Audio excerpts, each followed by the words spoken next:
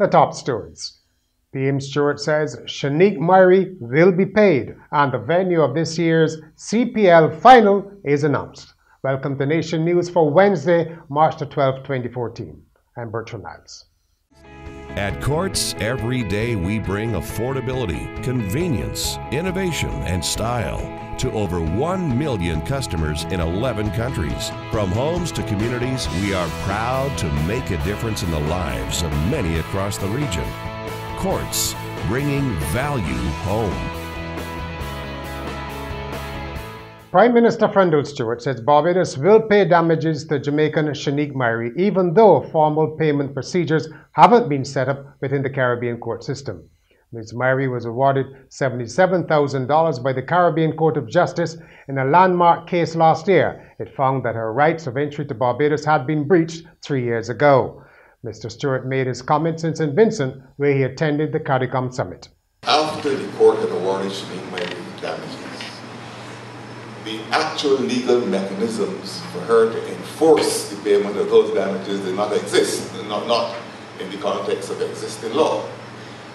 That does not mean, of course, that Barbados walks away from the case without any obligations. The government of Barbados is not viewing that as any escape route. The government of Barbados is committed to complying with the provisions of the judgment in the Shanique Myrie case. The Prime Minister said he'd also been asked about the delays in payment by Jamaica's summit delegation. The only reason the damages have not been paid over, and I explained this to the Jamaican officials at this conference, was that there were still issues outstanding in relation to the settlement of legal costs. And usually, in these matters, practicing lawyers will tell you that when you're settling matters, you don't settle the damages and then haggle over the legal costs later. You try to settle all these matters at the same time. The international business and financial services sector continues to be a major revenue earner for Barbados despite the economic slowdown. So said Minister in charge of the sector, Donald Innes, at an industry conference. Now, whilst we must do better at the collection and analysis of data in this sector, I'm advised by my officers that the data gathering and analysis exercise, which was funded by Invest Barbados, has demonstrated that while revenues from offshore banks and international insurance companies may have experienced a slight decline during financial year 2012, there have been a marked improvement in the overall contribution of the international business sector to our economy. Increases in the registration of new entities in these two sectors of IBCs and SRLs in particular would have certainly borne fruit, and as a result we've noted an 11% increase in tax revenue in this area. Mr. Innes said this increase resulted in part from government's efforts over the last 5 years to secure new investment from diverse markets. Three men have made their first court appearance after being charged as a result of Monday's big marijuana bust off Carlisle Bay. They are 41-year-old Winston O'Neill Jones of Thornbury Hill, Christchurch, 30-year-old Jason Ricardo Barker of Goodland Main Road, St. Michael, and Edwin Bascom, 29, of Enterprise, Christchurch. They were jointly charged for possession, importation, possession with intent to supply, and trafficking. Members of the police drug squad seized a 24-foot boat and its cargo of 607 pounds of marijuana during Monday night's operation. Security officials at the Bridgetown port are concerned about the growth of drugs in barrels of personal items. Head of Port Security Anthony Ben says marijuana has been found in this type of cargo on several occasions, a situation described as a new phenomenon. He adds the port plans to buy more scanning equipment, specifically for barrels and personal effects. Drugs are also found in containers and among fruit and vegetable imports from the Caribbean. One of the latest projects in the revitalization of Bridgetown is coming along nicely. A Nation News team visited the Church Village area to get an update.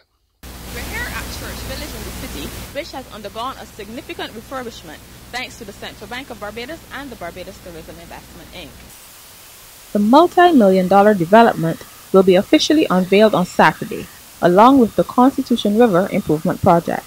The Church Village area now features lots of open space, a pond, and an amphitheater where cultural shows can be held. It will seat about 200 people and accommodate more than 1,000 standing. The park is to be powered fully by solar energy and monitored 24 hours a day by closed-circuit television from the central bank and also the Royal Barbados Police Force. Meanwhile, work on the river will not only improve the beauty of Bridgetown, but control flooding and help provide a habitat for marine life.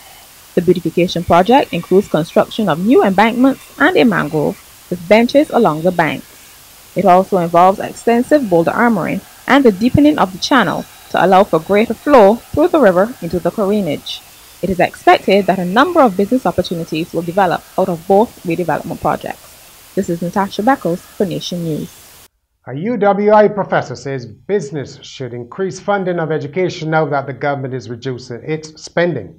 Barbadian students at UWI will have to pay tuition fees from the next academic year in a cost-cutting measure by the cash-short Freundel Stuart administration. Professor Pedro Welch said this development meant that private financing would have to play an increasingly important role in education.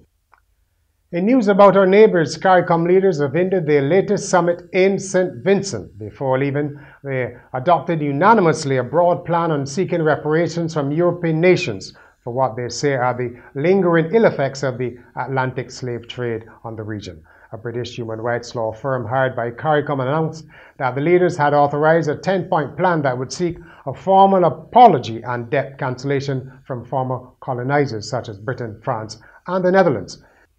The Ministry of Transport in Guyana says it has suspended an air traffic controller who walked off the job and left the tower unattended while a flight was approaching the country. A statement issued by the ministry says the controller and 2 other staff members have been suspended pending an investigation. A spokesman said that the 2 other staff members who were suspended were a supervisor and a co-worker who had been scheduled to relieve the controller. The history, the legacy, the rivalry, the passion. We versus them. West Indies versus England. 3 T20s, March 9th, 11th, and 13th at the Mecca. We versus them. In cricket, the final of this year's Caribbean Premier League will be played at Warner Park in St. Kitts. The stadium, which was rebuilt for the 2007 World Cup, has since undergone further upgrading, including the installation of floodlights. Here we are at the Courtyard Marriott to interview Jamie Stuart, Commercial Director of the Caribbean Premier League, ahead of the league's 2nd edition. It's coming up this summer. He has a lot of new interesting things, new players, new dates, even new venues. So come on inside and let's hear what he has to say. You just announced St. Kitts for the final. Why St. Kitts? No, look, I think it's exciting for CPL to move outside of the territories in which the franchises are. So, I think that's a very exciting development. We went through a very transparent process with all the governments in the region. Basically, any government in the region could have hosted the finals. St. Kitts stepped up and were very keen to host the finals, and therefore that's where the finals have ended up. It's the Tridents will have almost certainly have a private owner moving into this season. So it's important for them that they have a sustainable business, and for them to have a sustainable business that involves government support and it involves the corporate support. We saw the economic impact report. We saw what CPL has done for the region. It's had a huge economic impact on the region. It's here to stay. It's not like an event that comes and goes. We're here year after year after year for the next 20 years. I hope the big corporates of the region see that this is a strategic thing. This is great for the Caribbean. The CPL is a joint venture between the cricket board and Dennis O'Brien, the Digicel chairman. I think cricket fans across the region, it's not been well documented, but cricket fans across the region owe Dennis O'Brien a vote of thanks. He stepped in and he actually made CPL happen. In the 11th hour last year, it's true to say that without him, the CPL wouldn't have happened. He's invested in the league on a personal capacity because he feels it's good for the Caribbean. Give me a figure that you're aiming for. Give us a figure of it. Oh, okay. No, look, across the league, you know, we have to raise several $1 million in order to make the business viable. But, you know, in Barbados, we also, it's a much more modest target, but we do need to, you know, we need the big corporates of Barbados to step up and be involved with the team. That is how CPL will endure and flourish. So, you know, that would be my message. We do need corporate Barbados to step up. If everyone wants to be watching, you know, CPL matches in Barbados for the years to come. Track and field athletes continue to shine at the National Stadium, where the quarterfinals of the National Primary Schools Athletics Championships have been taking place. This report is by Shaka Mayers. St. George Primary, Sarah Bell, Deacons Malachi Harris, Ialpha Ned of Ada Costa Edwards Primary School, and Sharon Primary Samia Dell all established themselves as the ones to beat during the quarterfinals of NAPSAC 2014 held yesterday at the National Stadium. Bell, an obvious crowd favorite, recorded the fastest time among the under-13 girls in the 400 meters with a time of 105.79 and in the 200 meters with a time of 27.64, while also finishing with the second fastest time in the open 600 meters, clocking in at 1:48.27. Malachi Harris continued from where he left off at the preliminary stage, with dominating wins in the under-11 boys 100 meters with a time of 13.68, the 200 meters with 27.90, and the cricket ball throw with an impressive effort measured at 64.46 meters. Next up, the dreadlock Ialpha Ned is the favorite to win the under-13 boys 400 meters after shaving almost 2 seconds off his preliminary time to clock the day's fastest time of 102.97, with Lutherthorne's Shem Williams in second with 103.61. In the relays, St. Stephen's sent a warning sign as the one to watch, winning 4 of the divisional relays.